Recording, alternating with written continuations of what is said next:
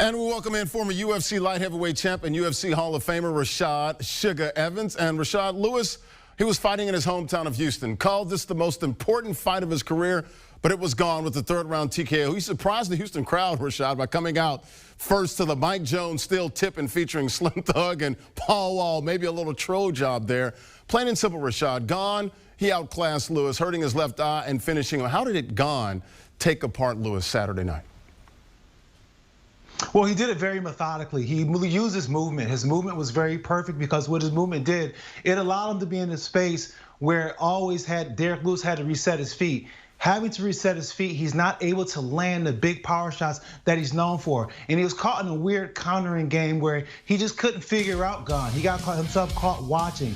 Getting yourself caught watching against a guy that you're fighting against like Gane, who has great movement, can be a very mesmerizing thing. As I know, when I fought John Jones, his movement just kind of kept me at bay. But that's when Gane was able to pick him apart, start landing those leg kicks. When those leg kicks start to really take a toll on Lewis, that's when it became very hard for Lewis to land any punches, and that's when you seen a desperation really set in for Lewis, and him kind of shutting down a little bit. But Gane did a really good job of putting that pressure on, very methodical, and understanding that he still had a very dangerous Lewis with a lot of power in his hands, because Lewis has been known to knock people out in the past once they got too comfortable when they had him hurt. So very good fight by Gane, very methodical, and I mean, he really just set notice to the rest of the heavyweight division. Rashad, real quickly, just want you to sort of like introduce America and everyone around the world to Ciryl Gane.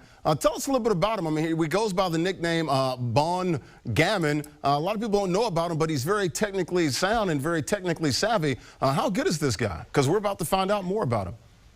He's very good. What he brings to the MMA division, I mean, it's something that, we haven't seen a lot in the heavyweight division. His stand-up is, second to none. His closest guy was somebody who he beat very good from the Netherlands as well in his last fight. So what his movement is really about is just to be able to pick people apart. But he also has such great stand-up, and his understanding of where to throw his combinations, what punches to do. He's very smart on his feet.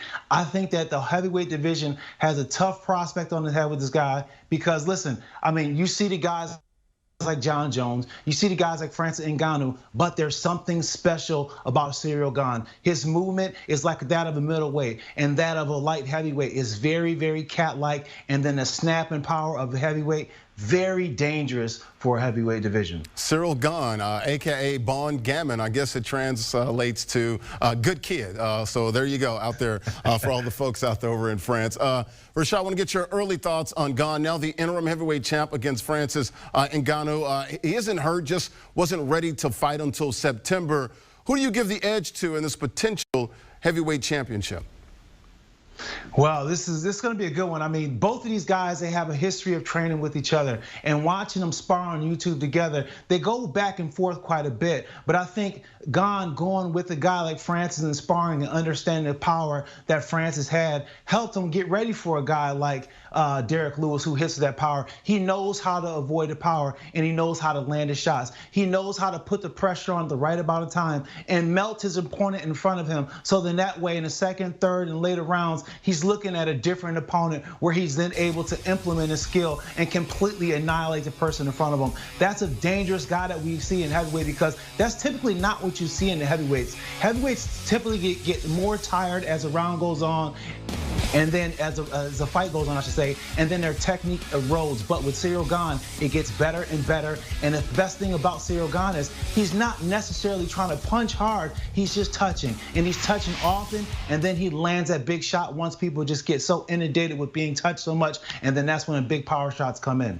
All right, let's talk about the co-main event. Jose Aldo and Pedro Munoz, a couple of top 10 bantamweights, the king of Rio, also getting the decision over his fellow countryman. Aldo looked to be in complete control, Rashad, was never hurt, showed really good patience. How did the 35-year-old look to you in the cage Saturday night, Rashad? Man, he looked like he was 25. I'll tell you that right now. He looked like he turned back the hands of time. But the way that he did it was so amazing. I mean, you know, he got very, very methodical in the beginning, nice and slow pace. But what he did, he started to build up on his success right behind that jab and also staying out of range. So when Munoz was coming in, he was finding a gap there where he was finding himself reaching and landing on all those knees or whatever hard shot that Aldo had. But Aldo did a really good job of managing distance. And as the fight went on, second and third round, you started seeing that Aldo implement those leg kicks where he was known for. Early out in the fight, he stayed away from them, but in the second and third round, you really started seeing him find a home for the leg hits. And that was all predicated by what he was able to do with the jab and those 1-2s and the straight punches down the middle. I mean, a guy like Jose Aldo typically throws lots of hooks because he's a power striker, but he did brilliant work going straight down the pipe, and he paid off big dividends tonight. Yeah, you look at Aldo, man, 35 years of age. He wants to get it done at 135 pounds. So a couple of fights that he's won in a row now. We'll see how the future shapes up for Jose Aldo. Real quickly, Rashad, Vicente Luque and Michael Chiesa. Luque wins by submission. The striker getting the better of the grappler here. People didn't think Luque would win this fight on the ground with Chiesa, but he gets out of a couple of chokehold attempts and makes Chiesa tap out. Rashad, you trained with Luque, if I'm not mistaken. How impressive was Luque Saturday night?